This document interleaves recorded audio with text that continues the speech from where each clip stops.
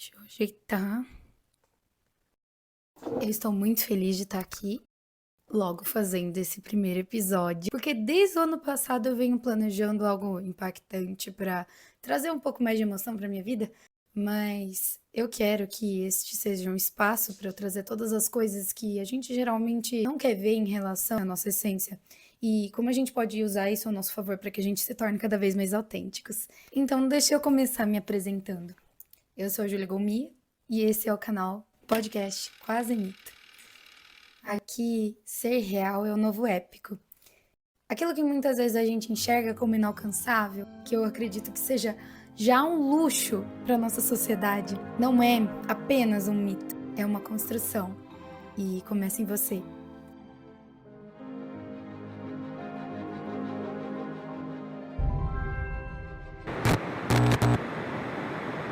Desde o meu aniversário eu venho planejando esse podcast, esse canal. E nesse mesmo dia do meu aniversário, dia 30 de março, comecei a escrever esse roteiro. Decidi dar de presente pra mim essa estreia do podcast. Como vocês podem ver, eu já procrastinei. Falando em presente, eu tive uma surpresa do meu ex. Com certeza não era algo que eu queria e eu odiei.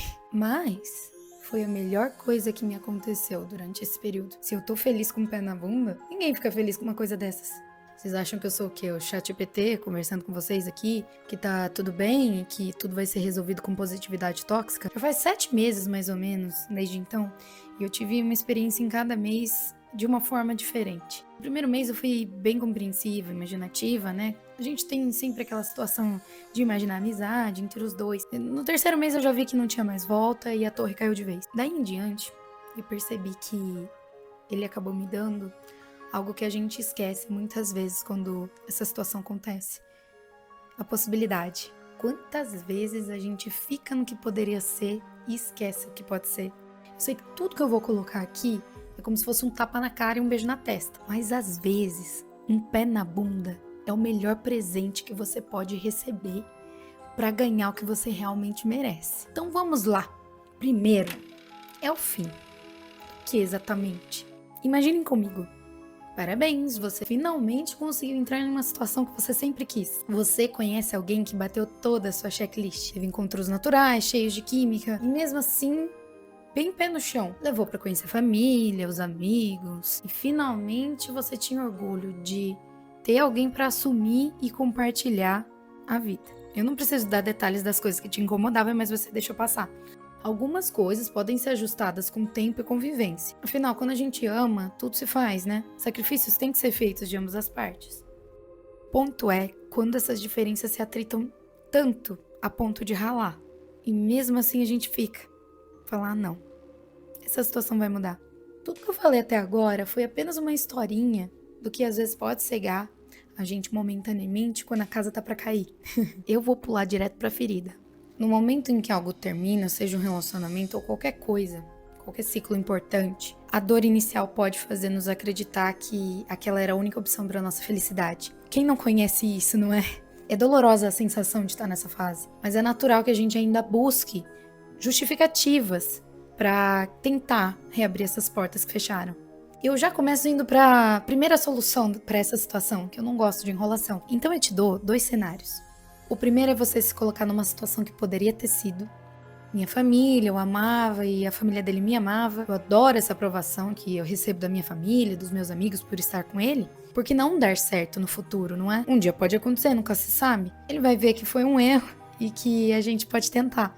Olha como ele me tratava, como ele fazia as coisas. Tô falando uma posição de mulher, mas eu quero que vocês, homens que estão me escutando, não se fechem. Você também é da casa e adapte o roteiro aqui para o que é seu. Nesse cenário, a gente tende a enxergar as coisas que foram boas e não aquelas falhas que eram justamente o problema e que, de qualquer forma, não poderiam ser resolvidas naquele momento. A maioria vai te dizer que a melhor pergunta agora é: o que essa situação está me fazendo enxergar agora? Mas que porra, você não tá enxergando nada direito agora. Agora nós temos outro cenário. E o que eu perco pensando em tudo isso? É aí, meus queridos, que o jogo muda. pensa um pouco no que você perde. Pega aquela foto do cara X, da série tal, sei lá. Se coloca em um momento imaginativo de que agora que você não tem um relacionamento, quais são as possibilidades que estão tão distantes. Eu não tô entrando no mérito de não monogamia aqui. É claro que eu não tô falando daquele cara de Hollywood que tá esperando você. Ele pode estar ali numa academia, num centro religioso, num evento corporativo, em um grupo de empreendedorismo. Agora me diz se você tá frequentando um desses lugares. Mas o que eu menos indico pra você agora é tentar se enroscar sem ter se tratado ainda. Eu digo isso pra você entender o que você busca pro seu futuro e o que você merece. Essas situações que eu acabei de citar pra você deve estar pensando, são ilusórias. Mas qual delas é mais saudável pra você nesse momento, não é? Número 2. Vamos direcionar as suas expectativas. É claro que, de primeira, nessa sequência, você passa por uma quebra de expectativas por todo lado. Do seu futuro, da sua família, da sociedade. E eu me irrito tanto com a ideia de ter que ficar me justificando pros outros sobre as coisas que acontecem de errado. Isso é um termo que me irrita. O que é necessariamente errado? Houve uma época não tão distante em que os casais se juntavam pelo bem-estar da família e por todos à volta, no geral. Engraçado porque justamente são esses casais que geralmente se colocam em posições infelizes com expectativas frustradas. E eu também entendo que existia uma pressão social que não existe muito hoje, mas querendo ou não, isso ainda tem muita influência hoje em dia.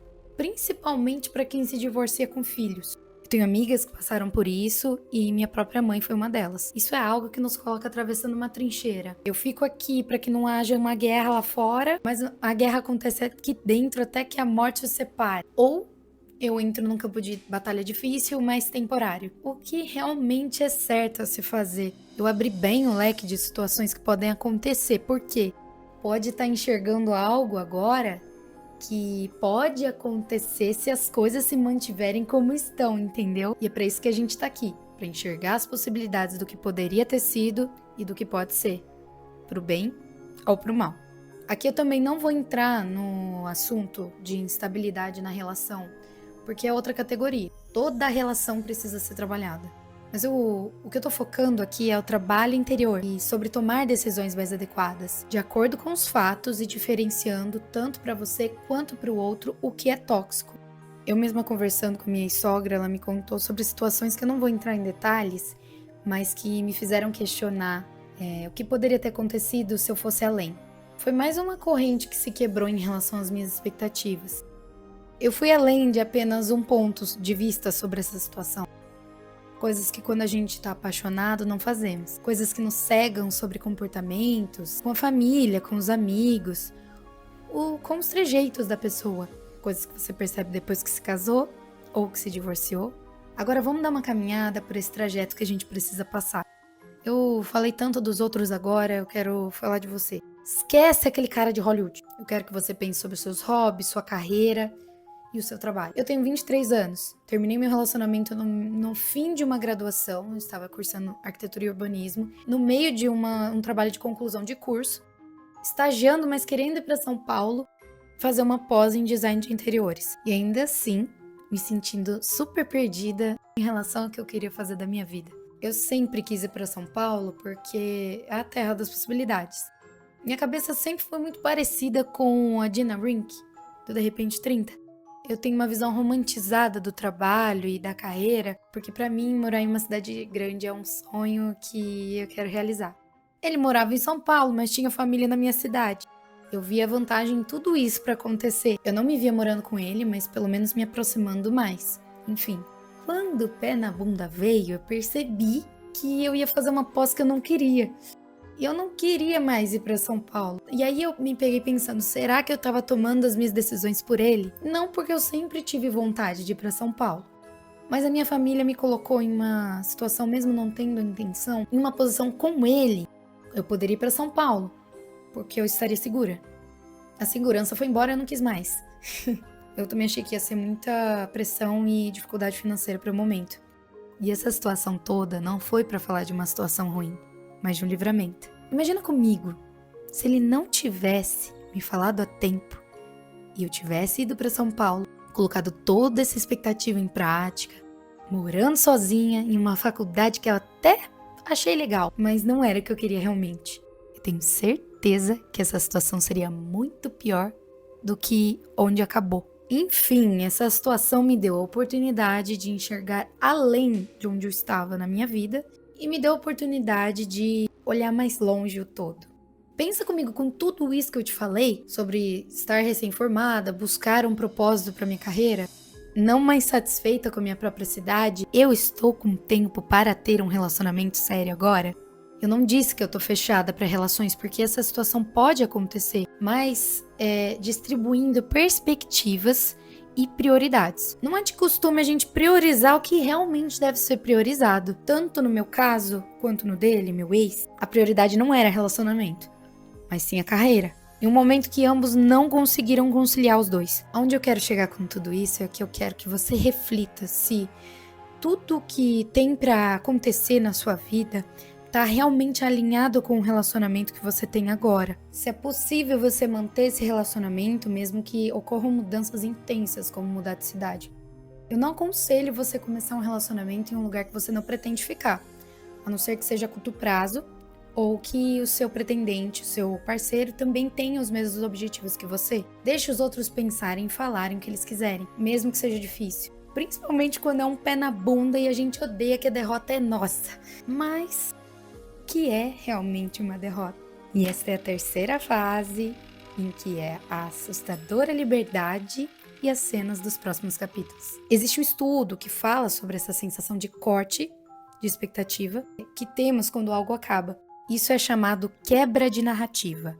Alguns psicólogos ligados à psicologia narrativa definem esse termo como um processo de desestruturação na narrativa pessoal daquela pessoa quando um relacionamento chega ao fim. Quando estamos num relacionamento, muitas vezes a gente constrói uma nova história da nossa vida, de quem somos, o que esperamos do relacionamento para nossa vida e para o nosso futuro. A relação, então, de certa forma, ela se torna um capítulo importante nessa narrativa. E a quebra pode ter um impacto bem significativo na forma como você se vê e como você se posiciona no mundo. Essa desestruturação de narrativa é extremamente dolorosa. Você não perde só o parceiro, mas também uma ideia do que você pensava ser e o que você acreditava para o seu futuro. Esse processo pode gerar uma sensação de vazio, confusão e até crise existencial, porque a sua história pessoal foi interrompida do nada. O que vem depois dessa quebra é a reconstrução dessa narrativa. Você precisa refazer a sua história pessoal sem o parceiro e reconfigurar os seus desejos e objetivos. Mas também pode levar a um crescimento pessoal, porque você aprende a se enxergar em uma nova perspectiva e a entender que a sua vida pode continuar a partir de um novo capítulo. Então, vamos pensar junto nisso. Agora que você tem uma folha em branco que pode ser reescrita. Se você ainda não está pronto para ver questões dentro do relacionamento e encarar o que não quer que se repita, a gente pula essa parte. Depois você vai ver que isso é fundamental para as próximas relações que podem surgir em horas inesperadas. Já tendo em mente os gatilhos e comportamentos de red flag, você já vai saber filtrar os pretendentes e é assim que você faz uma autoavaliação da sua maturidade emocional. Então, vamos falar de você agora? Como podemos reescrever esse novo capítulo com liberdade? Primeiro de tudo, não se julgue pelo que você fez ou o que você deixou de fazer na relação, encontrando motivos para que essa relação acabasse. Você deu o seu melhor naquele momento e não teria nada que você pudesse ter feito para mudar essa situação. Algumas coisas estão fora do nosso controle. Segundo, use a sua raiva para algo produtivo. Se isso for te fazer cantar, ir para academia, dançar, rabiscar um papel com força, use isso ao seu favor. É um ótimo transmutador de energia, se for usado da forma correta, tá bom? Terceiro, ao mesmo tempo que você busca práticas de canalizar essa raiva, não guarda tudo pra você. Faça terapia. Se você não puder, pelo menos busca um apoio emocional. Amigos, familiares, espiritualidade que seja. Não guarde nada pra si, porque isso vai facilmente se transformar em um nó na sua garganta e você vai ficar doente. E com certeza isso vai deixar um reflexo na sua próxima relação. Dentro disso, para de olhar por um momento o que você não tem e passa a olhar para o que você já tem. Visualiza e observa com detalhes. Sabe, eu tenho uma avó que me enche de beijos e me faz a comida favorita quando eu tô triste. Eu tenho uma amiga que me acompanha na academia e a gente desconta toda a raiva na musculação. Eu me sinto acolhida por uma comunidade, um templo, nessas horas difíceis, porque eles sempre me dão a resposta que eu preciso. Eu tenho uma casa aconchegante em que eu chego do serviço e vou tomar um sorvete, ver uma série. São detalhes que têm uma potência absurda de mudar a sua energia. Com certeza, esse é um dos caminhos melhores para recomeçar. Busca saber quem você pode voltar. E se você não tem ninguém, adota um cachorro que aí você recebe amor de graça. Quarto, faça um mural de inspirações e metas daqui pra frente. Coloca tudo o que você quer, seu estilo de vida, suas atividades, sua alimentação, como você imagina o seu parceiro futuramente e, principalmente, como você se imagina. Ela tá aqui, vem cá. Ai, gente, adota um cachorro que é amor de graça, né, bebezinha? Ela quer brincar, por isso que ela tá resmungando, que eu não tô brincando com ela, tô gravando vídeo. Ai, tá brava. Busque interações fora da sua rotina. Eu não tô falando de uma balada à noite pra ter um momento prazeroso e depois ficar com um gosto azedo na boca. Existem inúmeras comunidades nas redes sociais em que você pode participar de todos os assuntos possíveis. Tem a galera da corrida, a galera do empreendedorismo, a galera da pintura. Hoje em dia tem tudo. Se você for corajoso, eu aconselho muito você ir a um workshop grande com famosos que tenha muitas pessoas. Eu tive a oportunidade de participar da Trinca com Flávio Augusto, Caio Carneiro, Joel J, em que eles falavam sobre estratégias empresariais, resiliência e liderança, e até sobre identidade. Eu fui convidada por um amigo que foi meu mentor durante um tempo. Nisso eu conheci outras mentoradas dele. Eu pude ir para outros lugares junto com eles. E nesses momentos eu nem sequer lembrava que eu tive um relacionamento amoroso até então. Nesses momentos de desafio e provações é muito fácil a gente questionar, duvidar dos planos de Deus, do universo, enfim, o nome que você queira dar. Não reprima sua raiva, mas lembra que nada é por acaso. Como eu falei nos tópicos anteriores, algumas coisas deixam de acontecer para que algo pior realmente não aconteça. Tente colocar essa situação em um sentimento de proteção. Na linguagem do universo não existe não, existe o sim ou eu tenho algo melhor para você. Por último, não pense que essa pessoa poderia mudar. Nós tendemos a projetar o parceiro ideal naquela pessoa que bate na checklist. Deixa eu te contar uma coisa, acontece que às vezes o melhor daquela pessoa não é o melhor que a gente merece. Cada um tá numa linha de evolução. Cada um tem um nível de maturidade que cresce ou não conforme o relacionamento vai amadurecendo. Uau! Eu acho que para um primeiro episódio eu falei uma pancada de informação. Só para concluir então, essa é uma das sensações que mais tememos na vida humana. A gente acha que é algo que nunca vai acabar, mas quanto mais você foca em si mesmo, mais rápido isso passa. E nada vai impedir disso acontecer de novo em outro relacionamento. Términos e recomeços fazem parte da vida. Não tenha medo nem por um segundo de viver. Nada que acontece na nossa vida é para nos destruir, mas sim para fortalecer. Dá o tempo que for para você descansar dessa situação. Tenha paciência. A vida sabe o momento que as coisas devem acontecer. E lembra que a melhor vingança não é revidar a perda, mas assumir a liberdade.